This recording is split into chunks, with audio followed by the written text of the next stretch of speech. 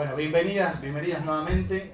Para mí es un verdadero placer, una alegría que Sole Baruti esté acá en los 2 años del museo y en los 6 años de Malcomidos.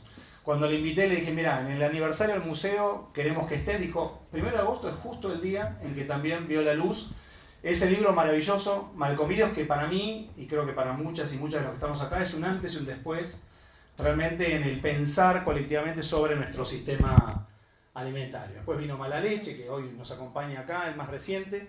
Así que bueno, lo que me pidió Sole, esto no va a ser una presentación de los libros, sino que va a ser un conversatorio. Conversatorio que vamos a construir colectivamente entre todas y todos, así que también ustedes van a poder hacerle preguntas, esa va a ser un poco la dinámica. Yo voy a tirar algunas, con formato de entrevista, como habíamos hablado, y después sí, cualquiera de las personas que están ahí que quieran hacer una pregunta, bienvenida a hacerla. También nos acompañan en este conversatorio, y esto no puedo dejar de decirlo, 3 figuras, ¿no?, que vos conociste. Anita Brócoli, guardiana de semillas, ecofeminista, coordinadora de la Cátedra Libre de Soberanía Alimentaria de Lomas de Zamora, que tristemente pasó la inmortalidad hace unos años, amiga y compañera. Andrés Carrasco, que hizo Ciencia Digna, documentó los efectos cancerígenos del glifosato y eso le valió ser perseguido profesional y académicamente, incluso hasta su muerte. Y la mujer africana innominada, simbolizando nuestro inicio como especie, somos todos afrodescendientes, y la lactancia materna como base de la soberanía alimentaria, que las veo acá las chicas de la Liga de la Leche, acá presentes. Así que la lactancia materna como derecho humano fundamental y como base de la soberanía alimentaria. Bueno, tengo 300 preguntas, Sole, para hacerte. Antes que nada, ¿cuáles crees vos que son los logros y los fracasos de tu investigación periodística? Y esto voy a decir una cosita antes. Sole es periodista, hace periodismo de investigación, no es nutricionista, ¿no? Porque verán por ahí, tengo un par de preguntas al respecto, que la acusan de intrusa, ¿no? De que es intrusa en otros saberes, en otros campos. Y ella lo que hace es periodismo digno de investigación. ¿Sobre qué? Sobre un objeto en particular, que es nuestro sistema alimentario. Lo desnuda, le quita el velo, lo hace visible, lo hace público. Y ese es el principal mérito de Sole. Entonces, a tu entender, ¿cuáles son los éxitos al día de hoy y fracasos de tu investigación periodística sobre el sistema alimentario? Bueno, primero, buenas tardes, noches, gracias por estar acá.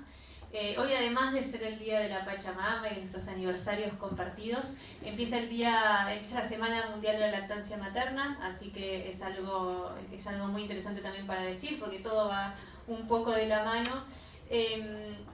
Y es la primera vez que estoy acá, básicamente. Es la primera vez porque, bueno, estuvimos merodeando esta invitación un montón de tiempo. Y es un placer y es un lujazo que exista este espacio. Es un espacio que estaría buenísimo que la comunidad se lo apropie y lo utilice, porque la verdad es que lo que está ocurriendo acá no está ocurriendo en otros lados.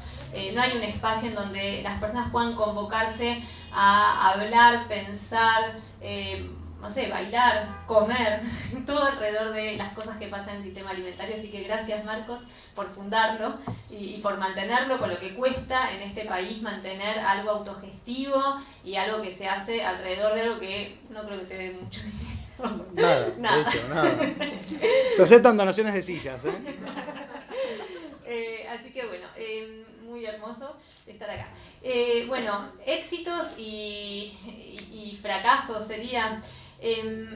bueno, primero cuando saqué Malcomidos lo hice en un contexto de absoluta desinformación sobre qué era lo que conformaba los principales desafíos del sistema alimentario. Si bien es una investigación que habla del sistema alimentario y que pone en escena un poco el dibujo que muestra por qué es que estamos mal comidos, no esperaba... que no entendía del todo cuáles eran los tamaños de ciertas problemáticas y cuáles eran los actores fundamentales para que nuestro sistema alimentario se mantuviera como se mantiene, ¿no? Por ejemplo, no esperaba que hubiera un sistema, vamos a ponerlo así, después vamos a desgranarlo, ¿no? Pero un sistema médico profesional de la salud tan enquistado, sosteniendo al agronegocio como si fuese el único sistema posible.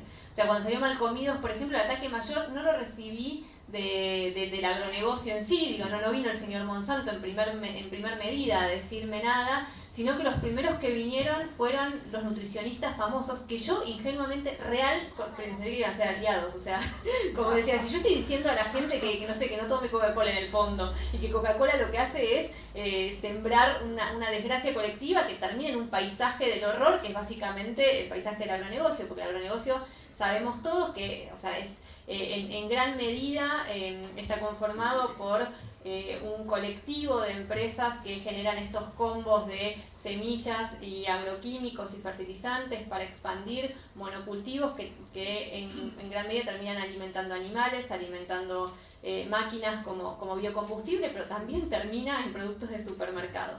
Y sin embargo, con esa información lo que recibía era: hay que tranquilizar a la población, esta persona le está dando miedo a la población y no están así. Todo el tiempo era como, no están así, hay que ser como moderados. Y hay la idea como de imprimir una tranquilidad que es básicamente la tranquilidad zombie, ¿no? Como decir, bueno, vamos todos, como estamos todos caminando hacia el envenenamiento colectivo, pero tranquilos y sin enterarnos. Y si viene alguien a decir algo al respecto, el problema no está en lo que dice, no es la realidad lo que habría que temer, sino al que lo dice.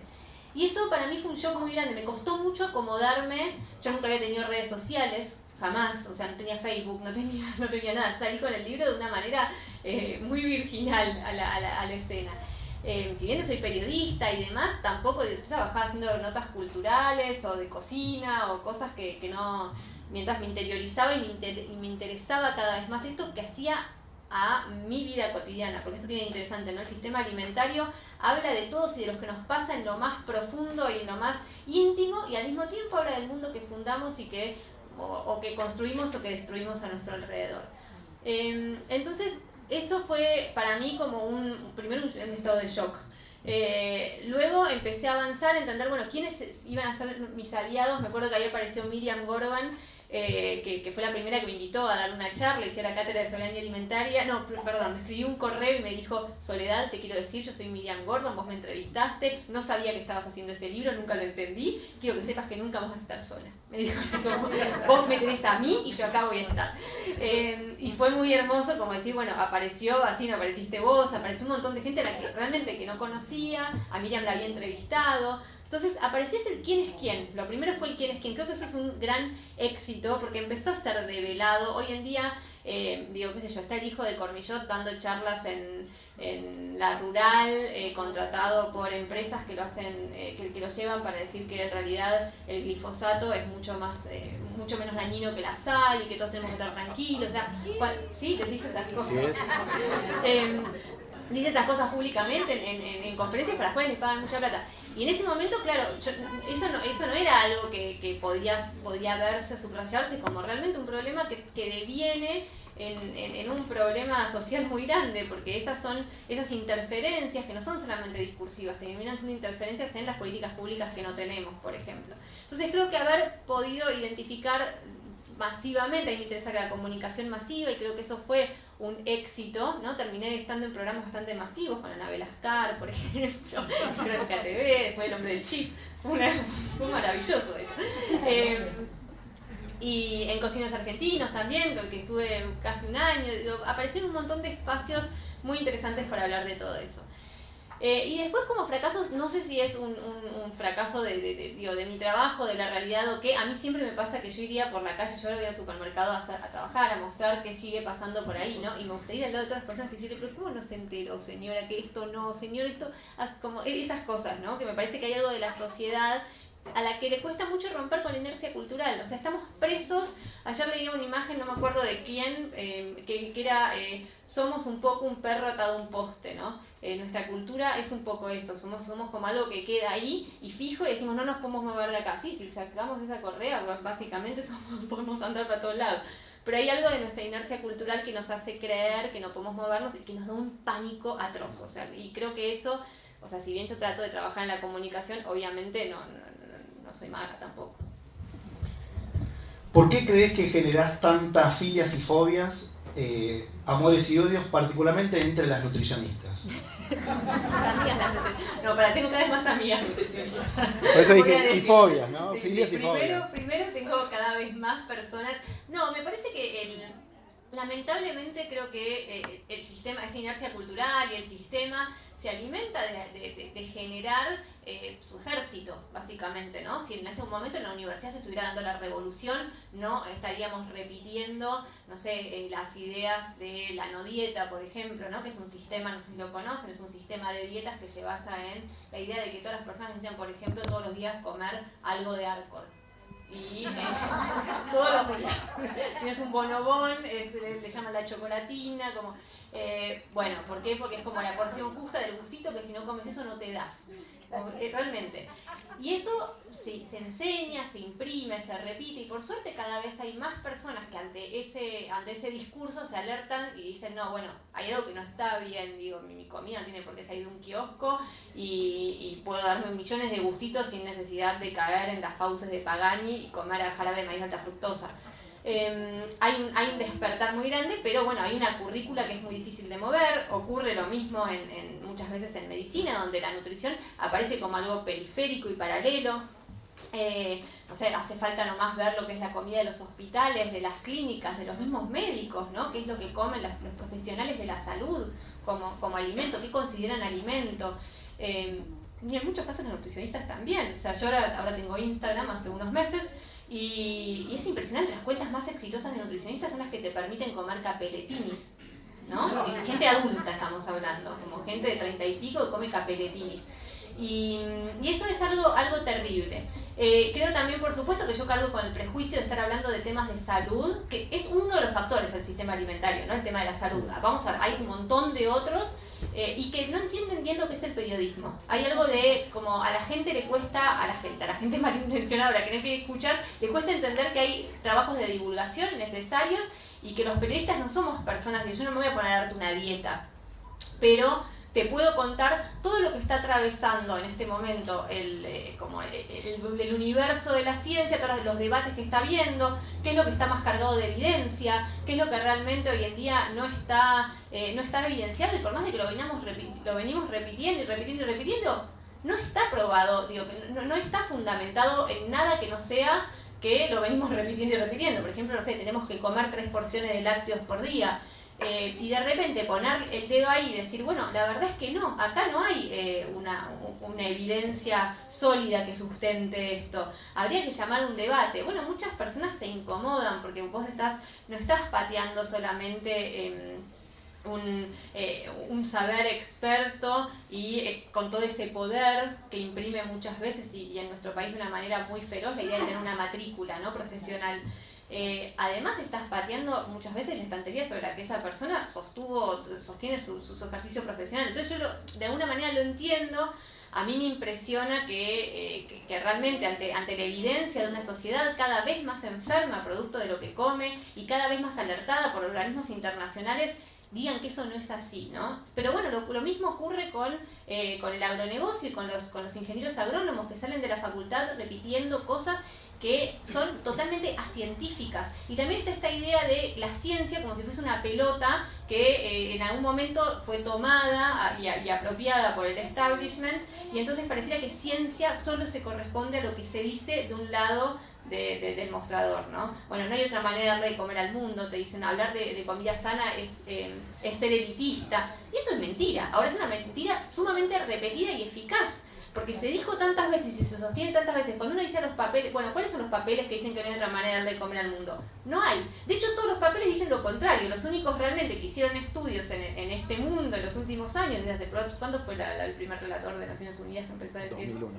Desde 2001 hasta ahora, todos los reportes que se hacen sustentados con evidencia, con recorridos internacionales y demás, dicen que este sistema no le está dando de comer al mundo y que hay todo un sistema posible que existe, que solamente habría que mirar la mirada y darle más entidad, darle más espacio, darle más tierras, que es la agroecología. La cultura alimentaria como guía alimentaria saludable, es posible, alcanza para todos y encima está mucho mejor. Ahora, cuando todo eso es tapado por la publicidad, cuando esa información es tapada por la publicidad, lo único que escuchamos y repetimos todo el tiempo es que no hay otra manera. Entonces también aparecen todas estas cosas, ¿no? Como castillos armados de una manera muy sólida, que parecen muy sólidos, que en realidad los soplás y un poco se podrían volar, pero que hay mucha gente esforzándose para sostenerlos. Lamentablemente creo que la nutrición en este momento está muy llamada a dar una revolución que no está dando masivamente desde sus lugares, por lo menos de poder y de comunicación más mediática, pero sí está dando desde estos grupos, me parece cada vez más interesantes, sobre todo de jóvenes que se juntan y que dicen, no, esto que me están enseñando es cualquier cosa. Digo, o sea, ¿por qué tengo que realmente darle a un niño de comer yogur porque si no va a crecer, ¿no? Y bueno, y aparece ahí una cosa súper interesante. Una de las cosas que mencionabas recién es el tema de los conflictos de interés, que hemos conversado bastante, ¿no? Muchos profesionales atravesados fuertemente por conflictos de interés, ¿no? Porque son efectivamente pagos por los agronegocios, a la industria alimentaria. En tu trabajo periodístico, ¿cuáles son los peores ejemplos de conflicto de interés que te has encontrado? Bueno, el conflicto de interés, más o menos para que todos entendamos de qué estamos hablando, tiene que ver con, por ejemplo, hay un, médico, pediatra. El pediatra, su interés debiera ser la salud de su paciente pequeño, bebé. Pero su formación su formación final, sus congresos los termina pagando una empresa de fórmula como Nestlé, por ejemplo, ¿no? Entonces, cuando el mayor interés de su paciente debiera ser la lactancia materna, se encuentra ante el conflicto de interés de tener muchos argumentos dados por Nestlé en el sentido contrario, sino también viajes, sino también la presión directa que se ejerce sobre muchos profesionales para decirle, bueno, si no recetás tantos productos por mes, no tenés más viajes. Eso todavía ocurre en el mundo, en nuestro país, en la región.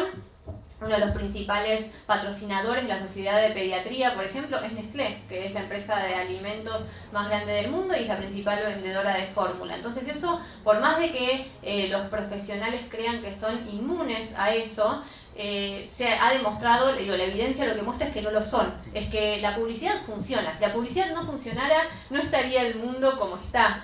Porque estamos todos cantando un jingle de Coca-Cola mientras todo se desarma. Es porque ese jingle de Coca-Cola es muy poderoso, realmente, y nos hace creer en ese espejismo. Y me parece que los conflictos de interés están enquistados realmente en todas las áreas, ¿no? Tenemos conflictos de interés cada vez en más áreas. ¿Por qué?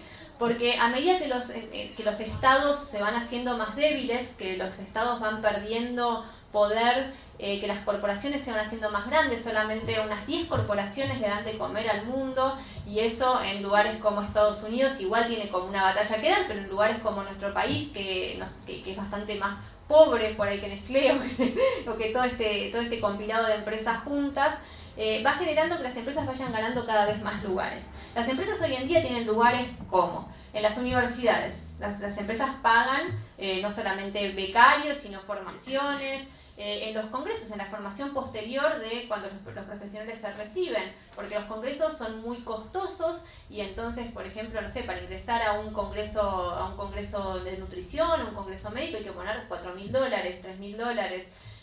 Esa plata no la tiene un médico si está atendiendo pacientes nada más, necesita como un apoyo. Bueno, las becas, los becarios terminan siendo becarios de las empresas. Luego, cuando ingresan al congreso, están los stands de las empresas. O sea, cuando uno ingresa a los congresos, tanto de medicina como de agricultura, de agronegocio, en realidad lo que está ingresando es una feria de negocios, porque lo que uno ve son como folletería, un montón de cosas, ¿no?, que tienen que ver con la publicidad directa de estas empresas. Luego está quienes dan esta formación, ¿no? Entonces vos entrás al congreso de nutrición, por ejemplo, y te perdés y te fuiste a la charla de calcio, ¿no? A mí me pasó, fui a la charla de calcio en el congreso de la Sociedad de Obesidad y Trastornos de la Alimentación, y era una charla en donde hablaban nutricionistas y bueno, una de las nutricionistas decía, bueno, la mejor manera de incorporar calcio en los adolescentes, que es un público muy difícil, ¿cuál es? Y saca un pote de dulce de leche La Serenísima.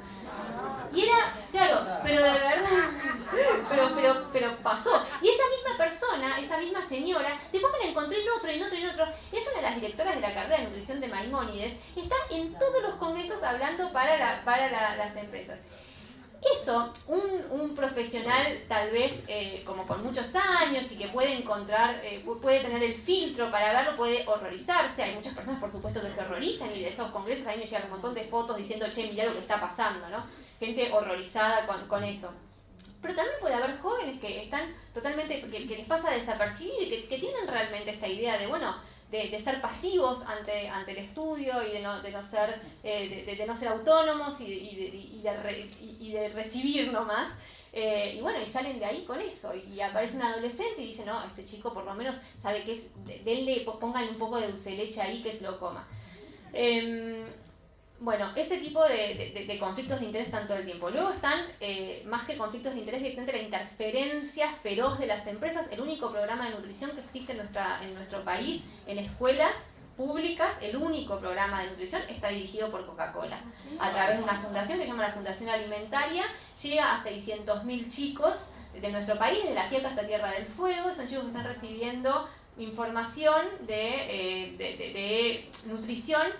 Obviamente, ¿esos folletos le dicen al pibe toma Coca-Cola? No son tan brutos. Ahora, ¿qué le dicen? Que en realidad el problema actual de salud tiene que ver muchísimo con el ejercicio, ¿no? Es una de las grandes cuestiones pero realmente el mundo se debate. Si nosotros vemos el programa de la ex primera dama de Estados Unidos, Michelle Obama, que fue totalmente idolatrada, porque decían, bueno, ¿cuánto hace ella por la nutrición? Su programa se llamaba Let's Move, movámonos. Y fue un programa que fue totalmente avalado y permitido por las empresas. ¿Por qué? Porque no se metía con no coman toda esta porquería de una manera tan feroz como se movía con hacerles hacer ejercicio a las personas. Entonces, ese mensaje se va repitiendo y va horadando la idea de nutrición y de salud nutricional de los pequeños. En los hospitales también se ve eso mismo, ¿no? Las empresas ingresan y terminan haciendo, bueno, distribuyendo como si fuese información su publicidad. Están las marcas de una manera muy directa. Yo en su momento denuncié a Coca-Cola que les daba recetarios a los médicos y hasta certificados del buen comportamiento para que las repartieran a los pacientes. Y luego está también, bueno, en nuestro país le abrió las puertas a través de la responsabilidad social empresaria a generar acuerdos entre empresas y desarrollo social, ¿no? Entonces, después lo que hay ahí es un casamiento imposible de separar. ¿Cómo haces para empezar a regular, no sé, la comida, dar un mensaje realmente claro a la población sobre comida saludable? Estamos festejando que abrió un McDonald's en la Villa 31. Dentro del programa de responsabilidad social empresaria, no es un negocio, no lo plantean como negocio, eso es lo insólito y lo alucinante. Pues si lo plantean como un negocio, decís, bueno, listo, obvio, abrió otro McDonald's. No, es algo que festejamos todos como estamos haciendo patria. Entonces, el conflicto de interés donde abrís un poquito, ahí está metido. No tenemos un conflicto de interés, tenemos todos. Y el último y más terrible es el que se dio cuando nosotros en nuestro país empezamos a debatir el rotulado frontal de alimentos. No sé si ustedes saben de qué se trata. En Chile, en toda la región, se plantea, bueno, de qué manera las personas pueden identificar de una manera más clara y más rápida que los comestibles en el supermercado tienen exceso de azúcar, de sal, de grasas agregadas. De todas las opciones que se plantearon, la que resultó ser más efectiva fue el rotulado que hizo Chile, que son sellos negros que dice alto en azúcar, alto en grasas, alto en sal. Si esos productos están sellados, se les quita la publicidad dirigida a niños. Esos productos no pueden ser vendidos en escuelas ni en entornos escolares. Esos productos, los más gravemente azucarados, que son las bebidas, tienen además un gravamen impositivo que tiene que ser trasladado al consumidor. Bueno, todo ese paquete de medidas fantástico, que obviamente funciona, obviamente sirve, obviamente está muy peleado por la industria para no ser aplicado en ningún lugar. En países como Uruguay, por ejemplo, lograron hacerlo. Yo hablé con la gente de Uruguay y le digo, ¿y cuál fue el peor problema que tuvieron para legislar sobre sucos? Argentina. Claro, Argentina le mandaba gente, llegaban los expertos de Argentina para hablar en contra del rotulado. Hay gente en nuestro país que se dedica a viajar por los países de la región. Yo me encontré a una de ellas ahora en Colombia. Se dedica a viajar por países de la región para hablar mal de lo que funciona y de lo que va bien, y para hablar en nombre de las empresas. Y con muchos títulos, y con muchos másters, y con mucho currículum. Bueno, en nuestro país se puso, en la Secretaría de Salud, en su momento, creo que cuando era ministerio todavía, sacó un comunicado diciendo que nosotros íbamos a avanzar en el camino de Chile y que ese era el que recomendaba el Ministerio de Salud con toda la evidencia disponible.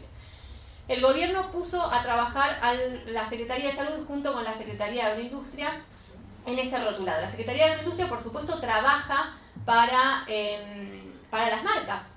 De hecho, la Secretaría de Agroindustria puso en su momento, o pateó, o empujó, o no sabemos bien cómo fue, pero en nuestro país tuvimos en algún momento una Secretaría de Alimentación Saludable, presidida por Cornillot. Esa Secretaría de Comida Saludable, presidida por Cornillot, logró una sola cosa, que es un acuerdo con la COPAL. La COPAL es la cámara que nuclea a todas las empresas alimentarias y de bebidas de nuestro país. Entonces, gracias a esa disposición y esa firma, la Secretaría de Salud y cualquier cosa que se haga al respecto de la comida saludable tiene que estar de alguna manera consensuado, tienen que estar invitados estos actores a sentarse a la mesa.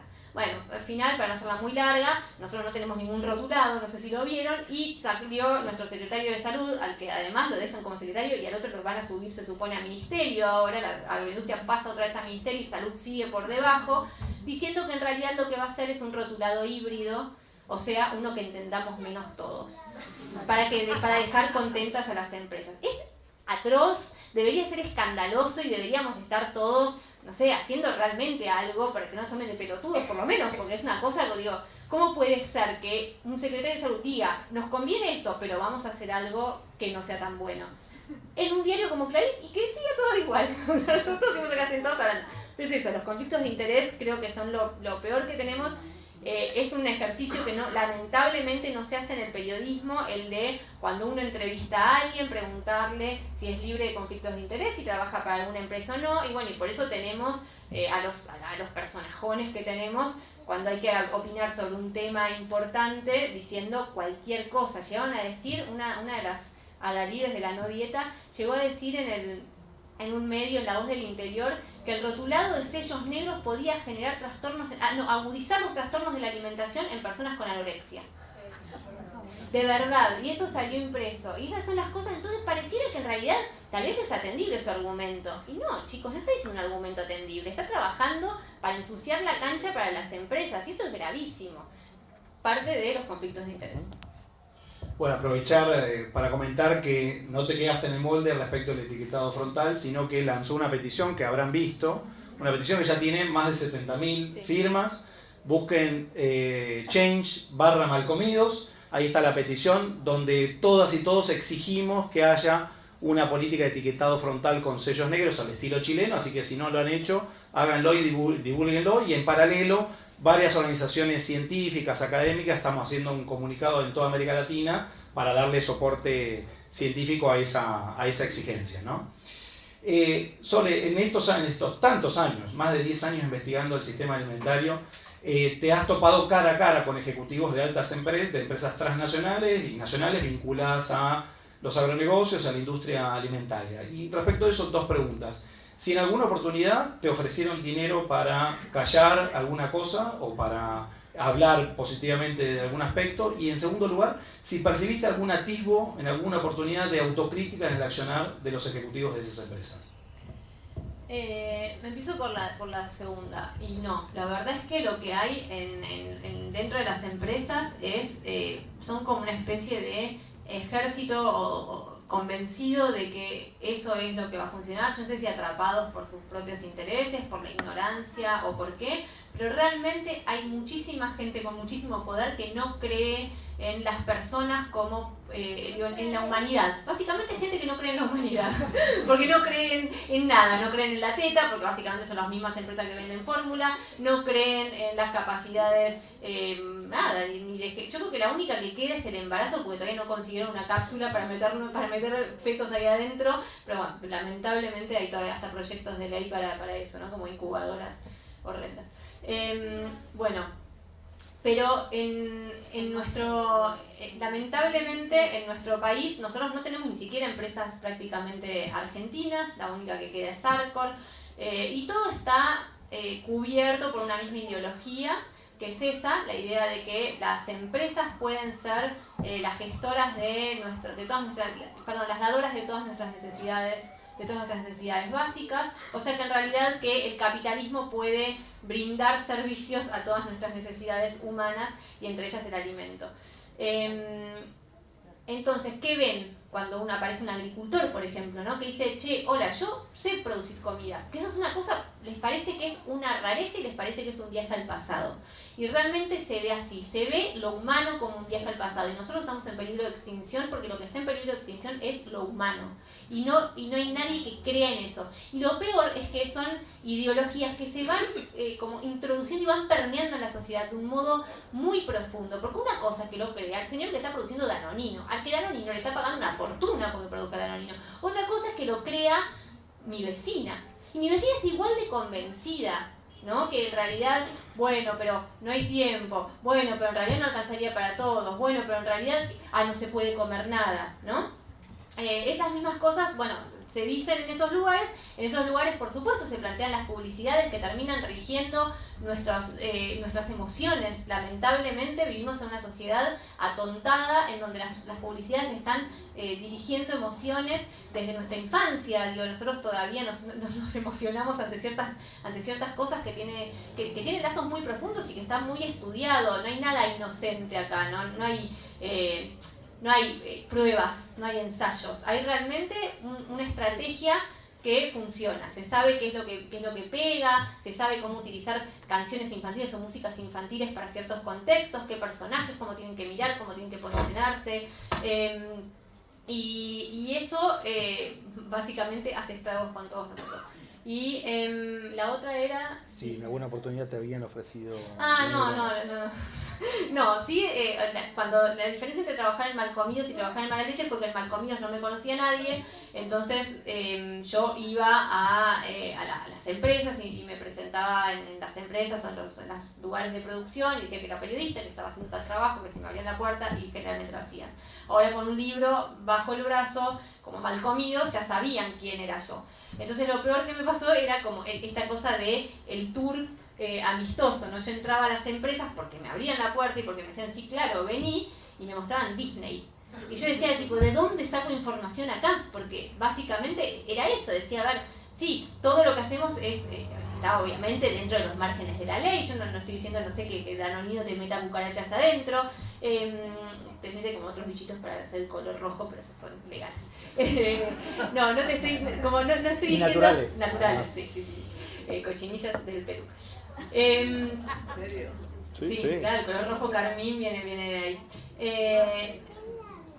Pero no estaba diciendo eso, sin embargo lo que me mostraban, lo que yo veía ese tour era muy amable y realmente es muy difícil cuando uno baja a lo humano, cuando uno baja y se mira a los ojos con el otro sea el gerente que sea el que está trabajando, sea el investigador, empezás a hablas de tus hijos, hablas de todo lo que está pasando y realmente hay algo que termina ocurriendo que es más difícil después de trabajar, como ser duro ante esa situación, ¿no? Entonces, y más cuando esos encuentros se dan a mucha repetición, ¿no? Porque es eso, uno recobra de repente lo humano, y lo humano cuando aparece tiene también ese otro poder de neutralizar muchas veces. A mí me costó desidentificarme de ciertas conversaciones y de cosas muchos meses, decir, bueno, recién ahora estoy preparada para escribir esto, salir de ahí y ver que en ese paseo Disney y en esa exploración de todo lo visible y de todo lo que todos podríamos estar viendo, ahí estaba realmente escondido lo más oscuro de este momento, ¿no? En la góndola del supermercado, en esos campos, en esas publicidades, en esas canciones,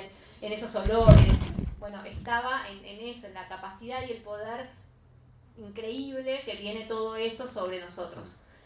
Pero bueno, hasta entenderlo fue pasar por todo ese mundo encantador donde básicamente te hacen sentir que si estás en contra de eso, estás en contra de medio de la civilización, después de la civilización estás en contra de los buenos modales y ¿no? Porque además lo que aparece es eso, aparece de un lado como una cosa amable, como no sencilla, pero es como amable, cordial, no sé, con rico olor. Y de repente te salís de ahí y te sentís como, voy a criticar todo esto.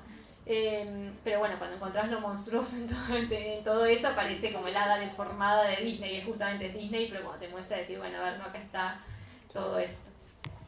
Y justamente cuando diste a conocer a esa hada deformada en Mala Leche, te llegó información como buena periodista que sos, de que efectivamente hubo reuniones de ejecutivos para planificar acciones en tu contra, orquestar cosas en tu contra. No sé si querés socializar esto y bueno, ya está socializado para los que no saben, pero si querés ampliar un poquito más sobre eso. Bueno, sí, lo que pasó de interesante con Mala Leche es muy gracioso, es que mostró como a lo absurdo a lo que llegan todas estas cosas que uno las ve como muy grandes, porque una de las cosas que a mí me parece más interesante de señalar de todo esto es que uno lo ve gigante, pero de verdad cuando lo bajamos a otra escala, no es gigante, es toda gente un poco improvisando, nosotros lo tomamos muy en serio, decir, bueno, esto no va a caer. Ahora cuando entras, decís, está bien, es cierto, tienen un montón y tienen una capacidad de hacer daño magnánima y tienen una capacidad de destruir todo mientras nosotros seguimos adormecidos esperando a ver si les damos un poco más de tiempo. Pero cuando nos acercamos es bastante más modesto lo que pueden. Y cuando saqué Mala Leche, una semana antes, no, como un mes antes de que saliera el libro, siempre te sentás en la sala de prensa con la editorial y decís, bueno, ¿cuál va a ser nuestra estrategia de prensa? ¿A quién se lo vamos a mandar? ¿Qué medio va a tener la exclusividad del material? El primer libro, con Malcomidos, lo había tenido la revista Noticias era en ese momento como otra cosa, y había sido de verdad muy impresionante, porque un libro de una persona desconocida públicamente y en 2 semanas estaba en todos lados. Con Mala Leche, ¿qué pasó? Nos sentamos, llaman a varios medios, era mucho más difícil generar un espacio, pero la revista Noticias tenía una tapa sobre la leche, hablando mal de la leche, que se llamaba Mala Leche. Y mi libro, si bien el corazón del libro habla sobre la industria láctea como uno de los emblemas de crueldad, de falta de rigor, de confusión de la población y demás, y de obligarnos a comer un alimento que no tendríamos por qué comer, yo no digo con la leche te sale un tercer ojo en el libro. Y sin embargo esa nota decía muchas cosas, ¿no? Te hablaba del autismo, hablaba de un montón de cosas en relación a la leche. Y me dicen, bueno, que salga una entrevista como en el coche. Yo decía, no, bueno, no quiero. Bueno, en el medio de todo ese ruido, porque ya me costaba mucho meter mi libro, yo decía, voy a quedar como el libro de la leche, justamente lo que yo no quiero. Pero todo eso salió de esa sala, salió de la región y empezó a haber reuniones. De repente una amiga periodista me llama y me dice, che, estuve comiendo en no sé qué restaurante, de casualidad en la mesa de atrás estaban de la Sociedad Rural Argentina, de Mastelone, de la Sociedad de Nutrición, todos sentados diciendo, va a salir un libro que habla mal de la leche. Y fue alucinante porque primero me hicieron la publicidad, no me segundo que salieron con comunicados que decían leche sí, ¿no? Nadie había dicho leche no, pero ellos dijeron leche sí. Y todas esas cosas, y aparecían, no sé, después aparecían reuniones también en medicina, pues ahí me mandaban fotos, personas de ahí adentro, y me decían, mirá, y la reunión era tipo todas tarjetitas de Mastelón, intercambiándolos con la gente de ahí. Entonces aparecen esas cosas que por un lado uno dice, bueno, son casi como de guerrita medio infantil, porque leche sí que cuando empiezan a decir cada burrada, que es como peor todavía, porque se hacen más daño. Y después cuando salió mi libro, nada, bueno, lo que pasó fue que hablaba de otras cosas también, pero le hicieron como una publicidad rarísima, inesperada. También, sí, ¿por qué no? Un aplauso, claro. Acá tenemos que apapacharla, ¿no? Tenemos que apapacharla, porque es nuestra mensajera, está desnudando ese sistema que huele mal, ¿no? Y por eso toca intereses, ¿no? Y hay que defender esto. También, aprovechando tu popularidad, te han pretendido seducir los políticos, ¿no?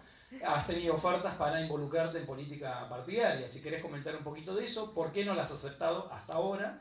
Y si hubiera algún cambio de determinadas condiciones, ¿aceptarías una propuesta de ese tipo? Se viene, ¿eh? No, a mí de verdad me apasiona el periodismo, me apasiona lo que hago y me quedo muy en ese lugar que me parece que hace muchísima falta. Hace falta seguir, yo ya estoy pensando, bueno, de qué manera generar otro trabajo que amplíe ciertas cosas que creo que no quedaron del todo bien comunicadas o bueno, otros públicos de otras edades que tal vez todo esto no les llega y que para mí es fundamental, como son los chicos.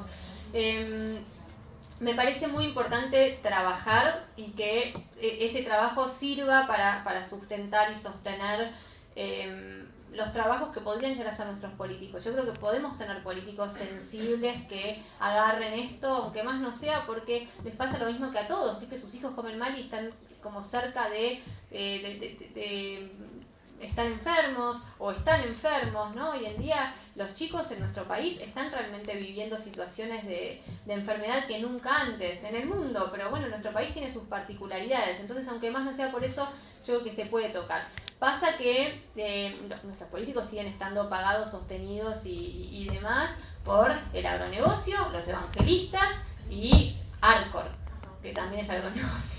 O sea, no tenemos mucha ganadería, no tenemos libertad, ¿no? de acción y no tenemos, entonces yo creo que igualmente hay algo que Norma Giarraga, que es una de las personas que yo más amé conocer en todo este camino, que es una persona, una socióloga, directora de la cátedra de Sociología Rural, Luciano Germani en la UBA, que murió hace 3 años y para mí fue una gran amiga y una gran revelación encontrarla.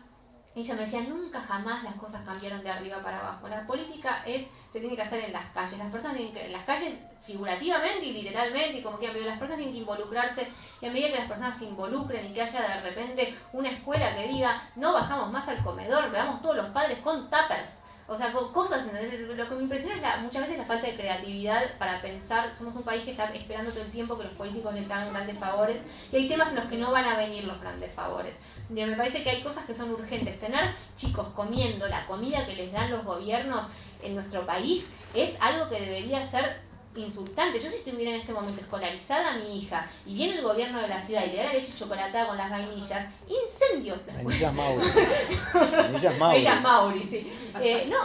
Digo, vos ¿Serio, con lanzas llamas, ¿Serio? no me parece que uno pueda tener paciencia ante esas cosas. Si tenemos una paciencia desmedida, como tenemos paciencia desmedida que nos estén liquidando los bosques, a que nos estén desapareciendo pueblos enteros, a que estén haciendo un gran feedlot de hectáreas enormes de nuestro país. Y yo creo que si realmente pudiéramos activar de alguna manera, que no tiene ni por asomo que ser violenta, no puede ser creativa y puede ser mucho más empática que la que se genera cuando uno mira lo que son, porque lo que pasa es eso, cuando uno mira lo que es el agronegocio, es gente que no tiene ningún temor en, por ejemplo, tirarle rebencazos, caballos y pegarle a chicos que están manifestándose con un cartel, ¿no? Bueno, exponer ese tipo de cosas es sumamente importante. El activismo es necesario y el activismo tiene que incomodar. Y el activismo lo podemos ejercer de ese modo, pero podemos ejercerlo también en la escuela de nuestros hijos y podemos ejercerlo también en el momento en el que, no sé, el gobierno de la ciudad le paga a Coca-Cola. ¿Cuánto es que le pagó Coca-Cola para hacer las Olimpiadas Juveniles? Nunca supimos, exacto. No, pero El oficial, sí. encima, claro, 30 millones, ¿no? 30 millones a Coca-Cola para que Coca-Cola fuera el sponsor de las Olimpiadas Juveniles. O sea, somos el único país que le paga al sponsor. Claro. Increíble.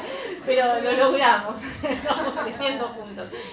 Y nada, si realmente las personas se agarran de eso y dicen, che, no, esto acá, límite, frenos. Pero bueno, no sé, a mí es una de las cosas que más me inquietan y que yo no sé con qué tiene que ver con ese adormecimiento, ¿no? Que puedan pasar realmente por encima, porque puede ser que, no sé, que las políticas públicas, bueno, que es muy grande, pero por encima de tu hijo, cuando vos tenés la clara decisión de que eso no es así, a mí me impresiona un poco.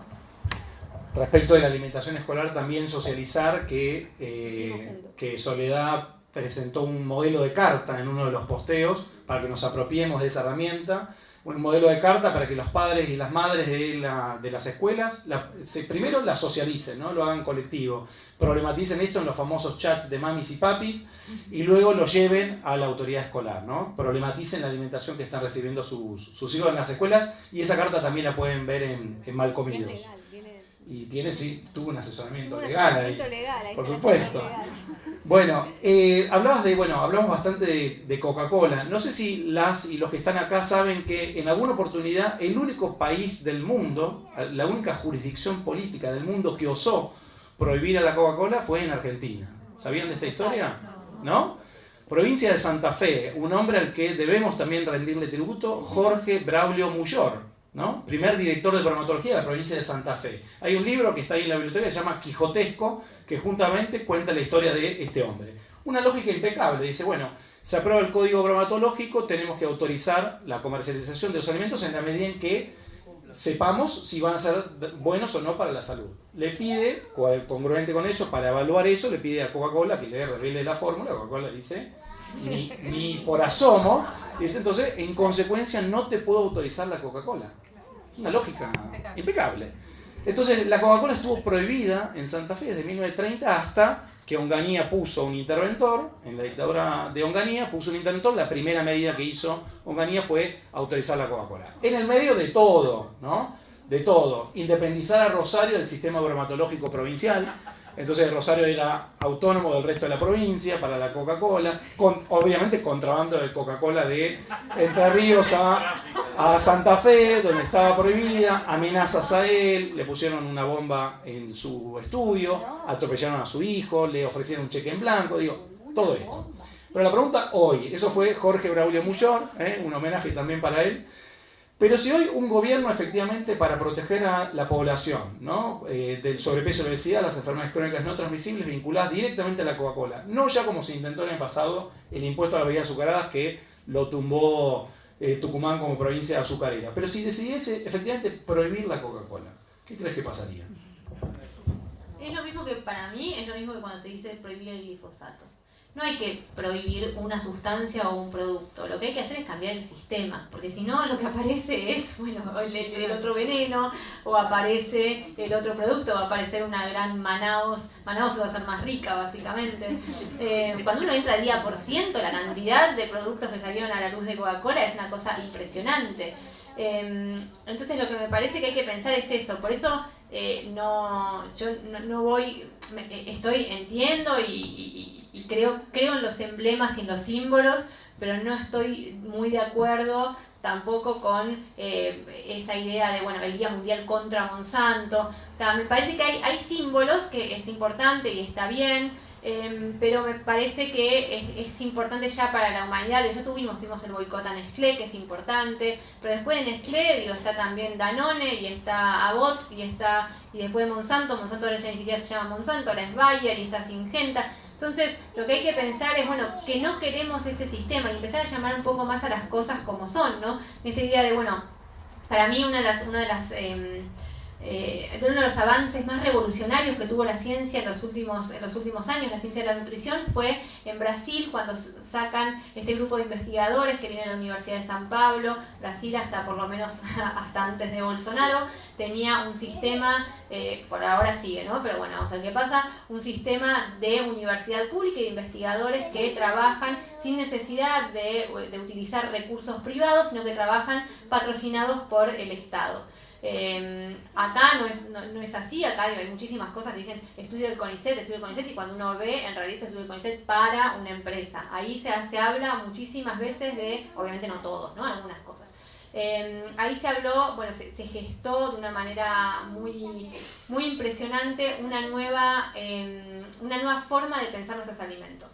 Que no todo puede ser pensado desde los nutrientes, ni desde una dieta como global, diciendo, bueno, tantas proteínas, dejemos de pensar así, empecemos a pensar que hay alimentos, hay productos para cocinar, que las personas necesitan cocinar sus alimentos, que los alimentos son algo humano, y que luego hay productos procesados y hay productos ultraprocesados, que son productos hechos siempre con los mismos ingredientes, que son muy baratos y que se producen en monocultivos, y que después se maquillan como si fuesen diversos, con aditivos, y que no deberíamos comer, y que si comemos y se avanza en nuestra alimentación, terminan siendo erosivos, erosionan nuestra salud, erosionan nuestra cultura alimentaria, erosionan el paladar. Los chicos hoy en día no pueden saborear una fruta porque están empastados de azúcar. Entonces, bueno, empezar a identificar ese tipo de cosas. Ahí aparece una idea reveladora que merecería el Nobel, ¿no? Es de verdad, o sea, pensar nuevamente nuestro sistema alimentario desde estas nuevas pautas, desde qué son las cosas, ponerles nombres y poder identificar, y ahí no te parece, no se puede comer nada, no, se puede comer un montón. Hay un grupo alimentario que es el que más expandió en la góndola, porque es el que más rentable resulta para las empresas que nos quieren dar de comer, pero si nosotros evitamos todo eso, podemos comer un montón de cosas y puede haber una diversidad de elecciones enormes en todo lo que se proponga. Y luego también está el tema del campo, ¿no? El campo también tiene se puede pensar en esa clasificación. Está la agricultura y está el agronegocio, son dos cosas diferentes. El agronegocio genera muy buenos productos para el negocio del agro y la agricultura para la cultura alimentaria de la humanidad. Entonces empezar a clasificar las cosas nos vuelve mucho más fácil la vida. Y es mucho más simple, porque también es eso, vivimos una maraña en donde, bueno, empezamos a hablar del glifosato, mañana el 2,4-D, pasado de no sé qué. No hay un modelo tóxico que no funciona, caducó, está totalmente probado por todos lados que solamente nos va a llevar a la extinción. Y hay otro modelo posible que tiene un montón de ejemplos, que es diverso, que es dinámico, que no ha parado de desarrollar ciencias, saberes y tecnologías humanas a favor nuestro, que avanza por todos lados, ¿no? Y está la cultura alimentaria que sigue más viva que nunca. Uno no le alcanza con viajar a cualquier país de la región para ver lo que son los platos megadiversos. Hay 460 platos en México que solamente se pueden hacer con maíces nativos distintos. Bueno, todo eso existe, todo eso no es algo que está en los libros, no es algo de museo, es algo que está totalmente vivo. Lo que pasa es que está aplastado por una cantidad de afiches. Luego entras a los pueblos, entras a cualquier lugar y ves publicidades de Coca-Cola, ves kioscos, ves tiendas, ves una voracidad, porque el sistema que tenemos de agronegocio, cuando uno dice, bueno, hay que dejar, ¿no?, que convivan los dos, hay que tener paciencia, no pueden convivir, no pueden coexistir. El agronegocio y la agroindustria y las marcas, por ejemplo, así como el agronegocio necesita crecer y expandirse sobre la naturaleza que existe, sobre las chacras que quedan, y básicamente lo que hemos visto que pasó en los últimos años, la expansión de la frontera agrícola se dio sobre monte nativo y se dio sobre campesinos que ya no viven más en el campo. Bueno, la comida de las marcas avanza sobre la cultura alimentaria. Las personas dejan de comer alimentos, dejan de comer la receta de la abuela, dejan de comer la receta de la casa para pasar a comer la hamburguesa y para pasar a comer la promesa comestible de las marcas. Entonces, entre esa guerra estamos, y ser indiferente a esa guerra es dejar que avancen, porque esas empresas solamente avanzan y tienen esa voracidad. Y la cultura alimentaria tiene la curiosidad, y la agricultura también, de corresponder a otras dinámicas, otros ciclos, a una idea de vida, como hasta más circular, no más doméstica, menos voraz. Y entonces ahí también hay una responsabilidad, no solamente de defender lo que hacemos haciéndolo, sino señalando, marcando y combatiendo muy fuerte eso otro que se nos viene encima. Recién lo mencionaste también, hay que aplaudir toda la respuesta, ¿eh?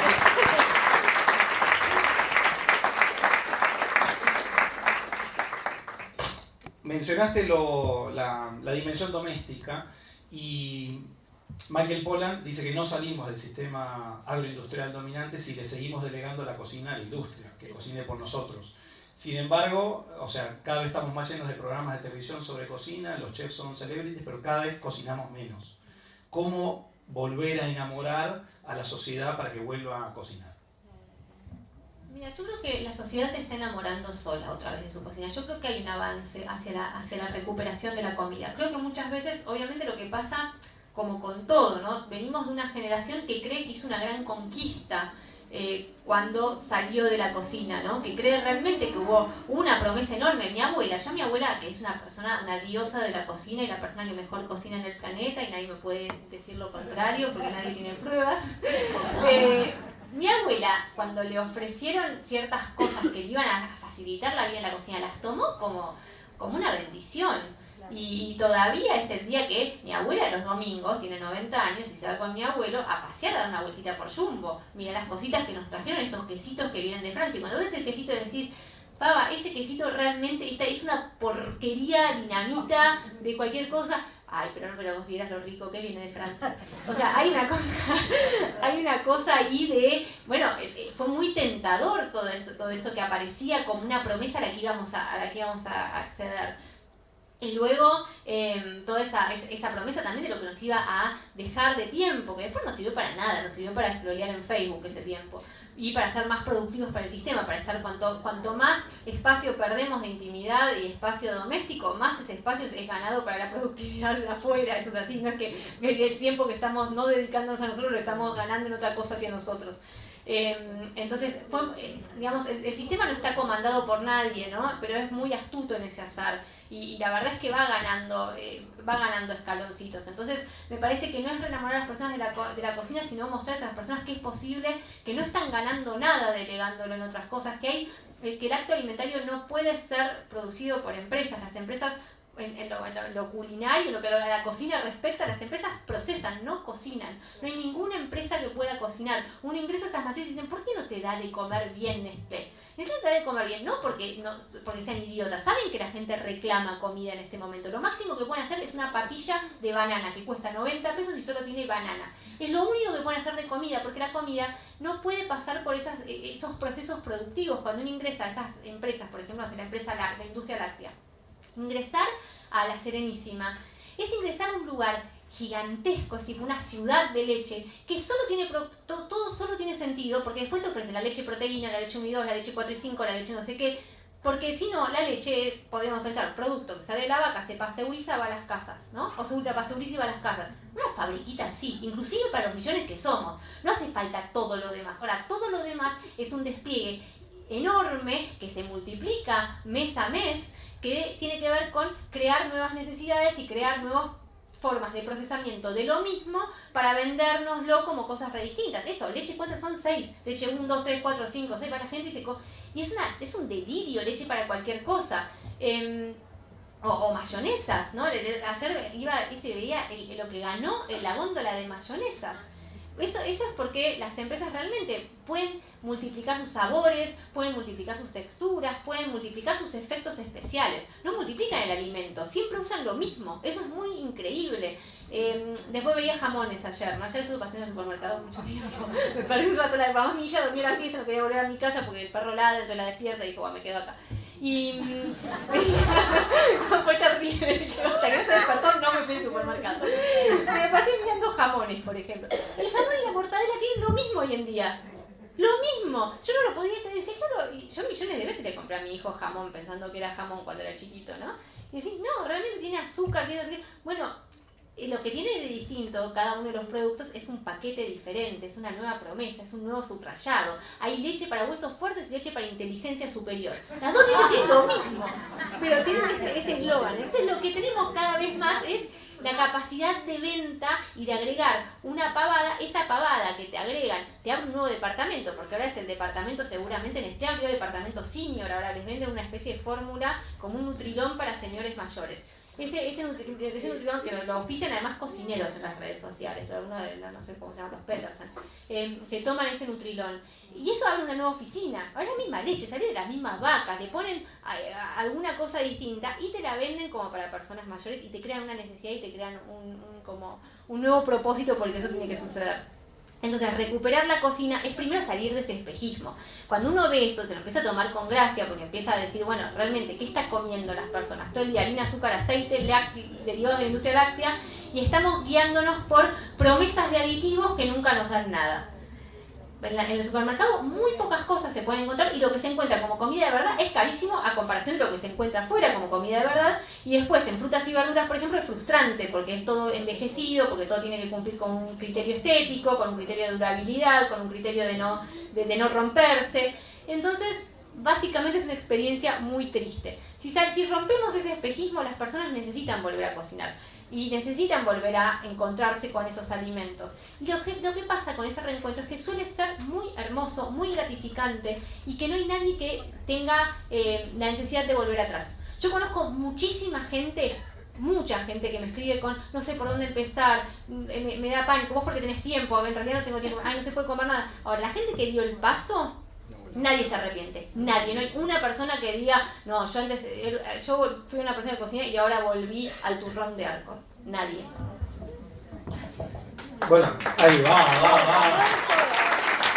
No, porque además, si la aplauden fuerte, se queda mucho más tiempo con nosotros y nosotros. La abandona ahí a Dominica y se queda más tiempo con nosotros.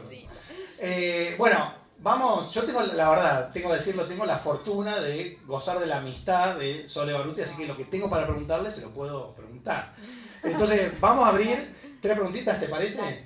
De ustedes, ¿no? Pero esas preguntas que lo que siempre le quisiste preguntar a Soledad Baruti y no tuviste ocasión de hacerlo. Así que la piensan bien, ¿eh?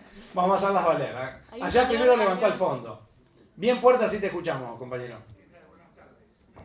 Yo ni bien leí Marcomidos, bien salió, te mandé un email, además de felicitándote, proponiéndote un nuevo tema que tiene que ver con los medicamentos y te dije mal curado. La pregunta es, ¿lo tenés en carpetas, si no te animás o no? Sí. La propuesta. No, muchas gracias. La propuesta me parece sumamente interesante. Creo que el sistema médico es un sistema que hay que agarrar por todos lados. En Mala Leche hablo de lo que significa para la humanidad y de lo que significó la irrupción de la obstetricia y haber hecho de uno de los actos fisiológicos más maravillosos de la humanidad y más normal en la humanidad, que es el parto, un evento absolutamente mecanizado y atravesado por tortura, por instancias de tortura, por instancias de medicalización, por un montón de brutalidades que obviamente violentan no solamente a las mujeres, nos violentan a nosotras en ese momento, sino que además violentan a los bebés en su nacimiento. La mayoría de los bebés, las personas que nacen en el mundo hoy, nacen en un contexto de tortura y de sometimiento a un sistema médico que no tiene un argumento para sostener sus protocolos, ni uno más que es así.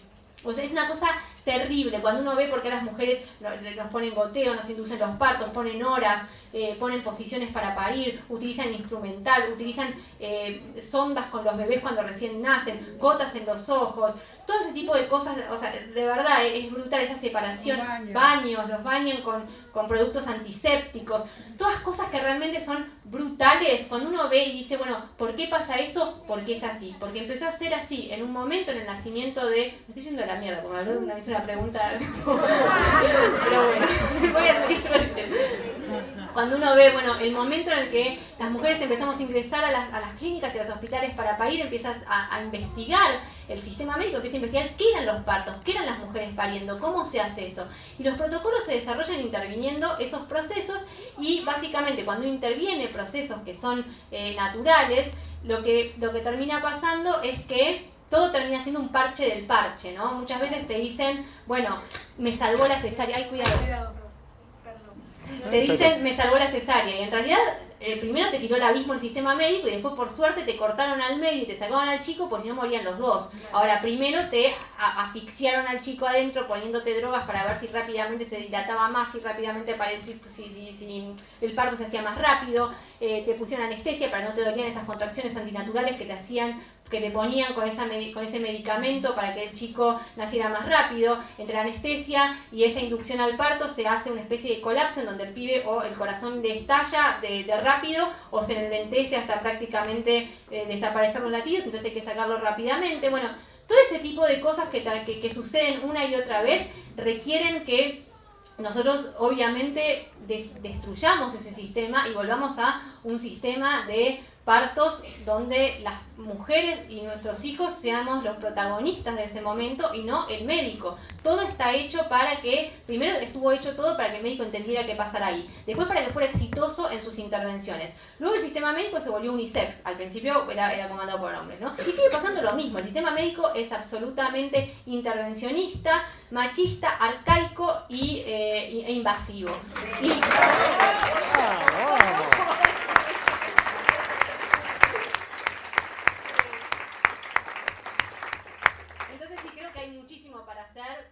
Pasa que todavía sigo con la comida muy metida, pero me parece que todo habla de nuestros procesos de vida, de verdad, y creo que ahí hay algo, por lo menos lo expuse de la mejor manera que pude, y lo sigo exponiendo cada vez. No nos olvidemos de verdad que la empresa más importante del mundo es Nestlé. Nestlé nace en ese momento de la historia de la humanidad, cuando las mujeres empezamos a ingresar a las clínicas, no dando un producto bueno, sino convenciendo a los médicos de que lo había dado.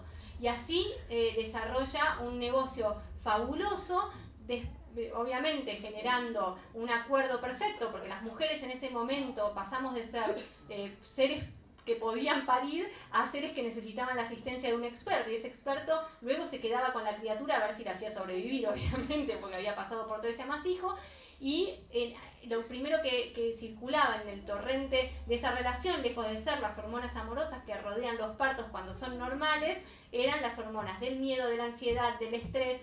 Bueno, ante todo eso se corta la lactancia, se necesita un producto, todo eso sigue pasando al día de hoy y es sumamente importante revisarlo, después revisar por qué nosotros vivimos mal, pero dicen que mucho tiempo, ¿no? Esa es otra cosa.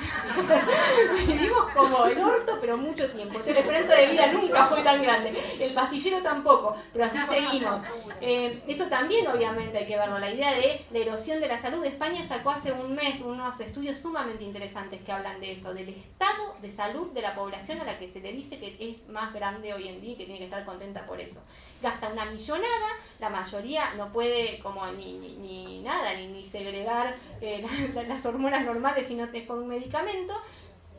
O sea que estamos viviendo básicamente, gracias al sistema médico, vivimos así de mal pero mucho. Y es algo que es muy difícil de tocar, pero creo que hace falta tocarlo. No es que no me parece que me metí demasiado en esto como para poder agarrar y empezar con otra cosa, pero de a poquito, en estas cosas al menos, sí lo voy intentando tocar. Aprovecho y fuerte el aplauso. Cada aplauso en 5 minutos más tuyos acá, ¿eh? Negociamos eso. Ahí va. No, aprovecho el 7 de septiembre acá en este mismo espacio, vamos a dedicar todo el mes de septiembre a discutir la cuestión de los partos, ¿no? Arrancamos el 7 de septiembre con un documental de partos libres, va a haber una exhibición de dibujos sobre partos libres y vamos a tener varias actividades durante ese mes para problematizar esto. Parir también está en carpeta durante el mes de septiembre, así que después eso lo ven. Y también Sana Sana, es un libro que está también en la biblioteca, que vos tuviste también ocasión de comentar, de Mónica Müller. En algún punto tiene una línea parecida que pretende deconstruir cómo efectivamente el sistema farmacológico también nos está enfermando, ¿no? Vos habías levantado... Ahí, dale. Buenas tardes. Con este tema de volver a la cocina doméstica y a la de cocinarnos y demás, a nosotros nos pasó con mi señora encontrarnos con una gran dificultad y que tenemos acceso a todo, que es la harina de trigo. Fundamentalmente la base que tenemos para alimentarnos nos está enfermando. Nosotros nos dimos cuenta con mi señora hace unos meses, al corrernos de harina de trigo, al dejar la harina de trigo, nos sanamos. Entonces creo que es muy interesante. A la cocina todos los días, como mínimo 2 horas por día, como mínimo trabajando, teniendo hijos. Todo. Más Sí, fuerte, dicen que entran... El tema de la harina de trigo creo que es tan importante divulgarlo y implementarlo, más allá de las empresas, pero creo que volver a aclarar o a dar a conocer que la harina de trigo nos está enfermando cada vez más. Sí, yo lo que creo con respecto a eso, con respecto a lo que decía, por si no lo escucharon, era que ellos entraban a la cocina cada vez más, por lo menos 2 horas por día, que cocinan y que descubrieron que quitando la harina de sus vidas estaban mucho más saludables. La harina de trigo estaban mucho saludables. A muchas personas les pasa eso. Lo que pasa en nuestra sociedad es que se abusa de un ingrediente de una manera demencial. El primer alimento que come un bebé es galletitas. Es el primer alimento que come un bebé en nuestro país. Y luego pasa a comer unas 7 kilos de galletitas por año. Y cuando comen comida, cuando pareciera que comen comida para niños que está fundada en la harina blanca, la peor versión de la harina de trigo. Entonces pasa que es el ingrediente tal vez junto con la leche, que es la segunda alergia, es la alergia alimentaria más extendida que existe, la alergia a la proteína de leche de vaca. Cuando estamos abusando como humanidad de los mismos ingredientes, estamos forzando a nuestros cuerpos a que saquen todo de ahí. Y hay, la verdad, cada vez más estudios que muestran cómo lo único que puede hacer saludable a la alimentación humana es la variedad, es la diversidad. ¿Qué hicimos nosotros con nuestra alimentación? ¿Qué es nuestra alimentación? ¿Qué son nuestros alimentos? Nuestros alimentos son la traducción humana del territorio que habitamos, ¿no? ¿Qué es lo que nos rodea? Cómo eso nos dio la posibilidad de desarrollar en un trabajo de co-creación con la naturaleza, una cantidad de plantas, una cantidad de variedades de especies de animales, o sea, la domesticación y la agricultura acompañada de la cocina fue lo que hizo que nosotros viviéramos en armonía con lo que nos rodeaba, y no solamente eso, sino que lo enriqueciéramos. El grado de intervención positiva que tuvo la humanidad precapitalista en la naturaleza cuando hizo agricultura durante muchísimo tiempo es increíble. Hay unos estudios sobre el Amazonas y sobre lo que hacen lo que hicieron siempre los pueblos originarios en el Amazonas, que es de multiplicar la riqueza de la diversidad. Todo eso lo tenemos anulado, porque en realidad en lugar de comer diversidad en el momento de la actualidad, lo que comemos son ideas de diversidad. No, hoy voy a comer yogur de durazno, mañana comeré el de frutilla, y en realidad está comiendo un perfume y un colorante distinto, pero está comiendo la misma matriz. Y es una matriz que cada vez se parece más a sí misma y más a las pocas variedades que nos rodean. Entonces vamos liquidando la diversidad, nos vamos encerrando en ciudades, no tenemos contacto con la naturaleza, nos olvidamos. Los chicos de hoy en día realmente no saben lo que es una berenjena, se las hacen tipo, ay, como no la viven con naturalidad. Pero una patita de pollo sí, una pechuga de pollo no. Bueno, todo ese tipo de cosas habla de la construcción de un mundo cada vez más monótono, en donde la harina de trigo, cada vez que alguien la sacas un montón de alimentos problemáticos, sacas un montón de comestibles. Entonces tiene que ver, es lo mismo que la gente que saca los lácteos. La gente que saca los lácteos de su vida no saca solo los lácteos, saca un montón de ultraprocesados, porque el 90% de los ultraprocesados tiene leche en polvo, o tiene suero de leche, o tiene lactosa. Bueno, entonces ahí se saca una cantidad de problemas de encima, pero básicamente lo que termina pasando es eso. Yo no sé si es tanto un ingrediente que tenga, ¿viste?, la demonización del gluten, o es en esta diversidad que se vuelven a conseguir, bueno, aparece la salud de una manera mucho más armónica. Sacamos todo lo procesado, todo Claro. lo industrializado, absolutamente todo. Aprovecho para comentar que ahí hay un compañero de La Pachita que hoy nos acompaña, que es un productor agroecológico de trigo, que después nos va a socializar su experiencia, así que también hay otros modos de hacer otras harinas en nuestros territorios, ¿no? Dale. Mi pregunta era un poco más personal, sobre qué referencias tuviste a nivel de esto de ser periodista de investigación, como te presentaba Marcos, ya sea Rachel Carson o quien sea que se te ocurra, ya sea de manera directa, o sea, algo parecido a lo que hiciste vos, o indirectamente. ¿Qué referencias tuviste? Mira, referencias de periodismo de investigación hay muchísimas, y todas están referenciadas en los dos libros. Sin duda Michael Pollan, que es un periodista que sigo muchísimo, Michael Moss, que es otro que escribió un libro que se llama Azúcar, Grasa y Sal, que en este país no llegó, pero en otros países de la región sí. Marion Nestlé, que es una nutricionista en Estados Unidos, que escribió el primer libro que se llama Food Politics, que es la política de la comida. ¿Por qué comemos lo que comemos? No porque queremos comerlo, sino porque están todos estos conflictos a nuestro alrededor. Rachel Carson con Primavera Silenciosa, también leí los libros de Vandana Shiva. Hay muchísimo. Uno empieza a abrir así y encuentra que hay un montón de material de lo más diverso. También me parece que mis libros, los dos, tienen un montón de bibliografía de la tal vez más aburrida, que estaría genial que todo el mundo empezara a leer más estudios y decir, bueno, no sé, te aparece la noticia que dice, no sé, comer chocolate alarga la vida, ¿no? Y cuando vas a ver, lo reproducen todos los medios, y en realidad vas al estudio, y el estudio dice que Cadbury dice que comer chocolate alarga la vida. Bueno, ese tipo de cosas también hay como una gran nutrición de esas cosas. ¿No? Una más del público, después tengo 10 más yo. Con ese plano individual, digo, ¿de qué manera te parece iniciaron la injerencia en esto para cambiarlo de manera colectiva? Digo, sacando el volver a cocinar y todo eso, ¿de qué manera aportar en términos colectivos a cambiar toda esta realidad? Mira, me parece que cada uno tiene, ninguno de los cambios, así como no comemos solos, no comemos en soledad, salvo cuando comemos lo que nos ofrece la industria, que curiosamente hace paquetes para comer de a solo, pero en realidad siempre comemos en comunidad y comemos como acto colectivo y acto vincular. Y esos actos colectivos y actos vinculares van reproduciendo muchas veces esa inercia cultural que se puede romper en la medida en la que hacemos comunidades más virtuosas, o que invitamos a generar impacto impactos de comunitarios en donde sea que tengamos la comunidad más a mano. Espacio de trabajo, el médico lo puede hacer desde su consultorio, el abogado lo puede hacer dedicándose a pensar y evaluar si es legal, no sé, ciertas cosas que se hacen en nuestro país, claramente no lo son. Me parece que generar colectivos de distintos profesionales, lo que tiene increíble el sistema alimentario como temática es que siempre nos reunió como humanidad, y ahora también, y reúne a todas las diversidades que hacen a la humanidad y a todas las materias que hacen a la expresión de la humanidad. Entonces no hay nadie que se quede afuera de esto. Y me parece que cada uno dentro del espacio que ocupe, de la disciplina que tenga, de el lugar que más lo conmueva. A mí una de las cosas que me parece que más movimiento está generando tiene que ver con padres y madres en las escuelas.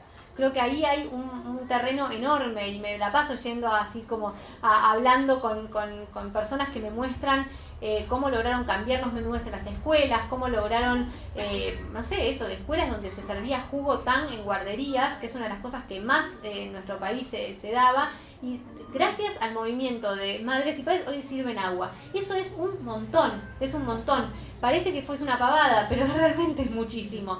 Entonces empezar a contagiar ese tipo de cosas, y sobre todo en lo que yo más creo es en divulgar la información. Yo creo que el lujo más grande que existe en el mundo hoy no tiene que ver con el tiempo, no tiene que ver con el dinero, tiene que ver con el acceso a la información. Las personas con información, todas pueden hacer algún tipo de cambio positivo para sus vidas, elegir no comprar ciertas cosas, elegir ir a otro lado, elegir cocinar más, no sé, lo que sea, pero tiene que estar la información para poder hacer esa elección. Hoy no somos libres porque la información no está. Gracias.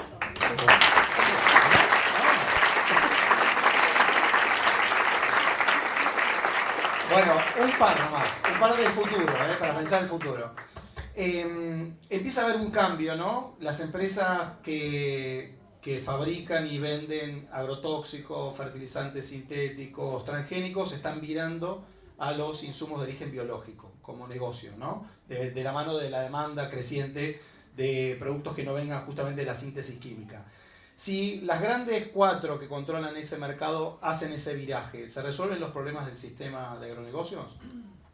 No, porque es lo mismo que cuando Nestlé hace papilla orgánica. Es igual. O sea, lo que termina pasando es que terminan generando una cantidad de insumos biológicos, tienen la tecnología, tienen los drones, tienen todo como para hacer lo mismo y hacerlo light, ¿no? Como la versión light del sistema.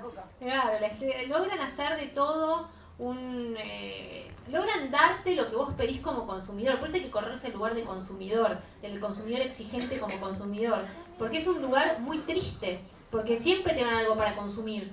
Que es así, como siempre te van a dar la opción B del consumo. Entonces, si te corres de ese lugar y aparece una mirada más holística, no sé, más integral sobre qué es lo que está pasando, cuáles son nuestros problemas y nuestras soluciones, ahí ves que la recuperación nuevamente, ¿no? Como de lo humano, como factor que nos mueve, quita a estas empresas, quita esta escala. Hay que volver a pensar la escala de estas empresas es una escala monstruosa. No importa si usan tabaco, de repente van a regar todo con tabaco, ¿no? Porque hay que pensar eso también. De hecho, las vacas, cuando yo me acuerdo cuando fui al tambo de Richilo, que es uno de los feedlot más grandes de este país, y el tipo me decía, todo residuo orgánico. Claro, son 10.000 vacas bosteando, deja de ser orgánico, pasa a ser tóxico. Pero esas cosas hay que pensarlas. Una más. Los grandes capitales sostienen que el sistema alimentario que vos denunciabas bien en los 2 libros está en crisis. En eso están de acuerdo, estamos de acuerdo en el diagnóstico. Pero ahora dicen, ya fuertemente hace 2 años, que tienen la solución para salir de esa crisis, que es las tecnologías transformadoras de la 4ª revolución industrial. Biología sintética, agricultura digital, cría intensiva de insectos como fuente de proteína animal, irradiación de alimentos, impresión 3D de alimentos, nutrigenética para una nutrición personalizada, edición genética, maquinaria agrícola autotripulada, nanotecnología y robótica. Si has puesto el ojo en estas tecnologías, en lo que se viene, y si querés comentar algo en general o de alguna en particular. Conozco drogas mejor. No, me parece que es todo un delirio, es parte de lo mismo. Ahí también estamos gobernados por gente muy mesiánica, las corporaciones son realmente mesiánicas, tienen ideas absolutamente descabelladas. La idea de la impresión 3D, me acuerdo cuando recién salió Malcomido me metieron un masticar y me pusieron al lado un ruso que decía que la comida iba a ser impresa en 3D. O sea, cosas que no, o sea, de verdad hay que recuperar la idea de lo humano y me parece que esto sí es como, para cerrar el concepto, porque me parece que podemos hablar 1000 veces de, bueno, y aparece esto otro, pero si nos volvemos a concentrar en lo que somos como personas, así, ¿no? Como carne, ojos, que se ven, que pueden hacer cosas, que hicieron cosas maravillosas hasta ayer nomás, que tienen esa capacidad de construir, de multiplicar la diversidad, de cuidar lo que los rodea. Es algo que nosotros en nuestra región tenemos la fortuna de tener al lado, de tener al costado, ¿no? Eso, cuando uno ve, están los objetivos de desarrollo sostenible del milenio, con cualquier cosa, ¿no? Pero bueno, no importa, con todos los objetivos, eso, bla, bla, bla. Los únicos que lo cumplieron y que los multiplicaron y lo superaron con creces son los pueblos indígenas que se mantuvieron en sus territorios, que sus condiciones de vida cambiaron drásticamente en todos estos años, desde la conquista hasta ahora, obviamente siempre para peor, y sin embargo, pese a que todas sus condiciones de vida están absolutamente deterioradas, en cada uno de los lugares que procuraron cuidar y procuraron dejar para sus hijos y dejar para sostener sus formas de vida, todos esos lugares están mejor. Entonces hay que pensar, bueno, en recuperar eso, ¿no? Como otras ideas de trabajo, otras ideas de relación con lo que existe, otras ideas de relación entre los humanos también, porque también lo que hay con este sistema no es solamente cualquier cosa que nos vendan, cualquier cosa que nos alimente, problemas de salud. Lo que hay es un deterioro del sentido cada vez más grande y una infelicidad muy profunda. O sea, somos un país que consume 8 millones de personas en nuestro país consumen pastillas para ¿cómo se llaman? Las que son ansiolíticos y ese tipo de cosas. Digo, la verdad es que estamos teniendo como problemas y crisis que son mucho más profundas. ¿Se resuelven cambiando la comida? Pero yo creo que sí se resuelven, por lo menos relacionándonos de otro modo, y me parece que ahí hay que volver a pensar en eso, en el campesino, volver a pensar en la tierra, volver a pensar en otras cosas.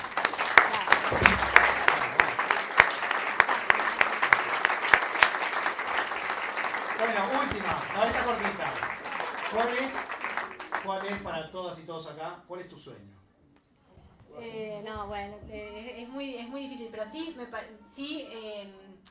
sueño por lo menos con que tengamos un poco más de conciencia, con que se amplíe la conciencia. Me parece que lo que no hay en este momento es eso, conciencia que viene después de la información, para pensar que ya no hay mucho tiempo que perder, ¿no? No podemos seguir como hablando y meloneando. A mí una de las cosas que más me desespera es la pérdida de tiempo y la paciencia que tenemos.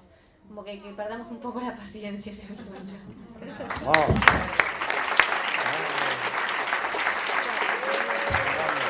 ¡Fuerte aplauso! ¡Vamos!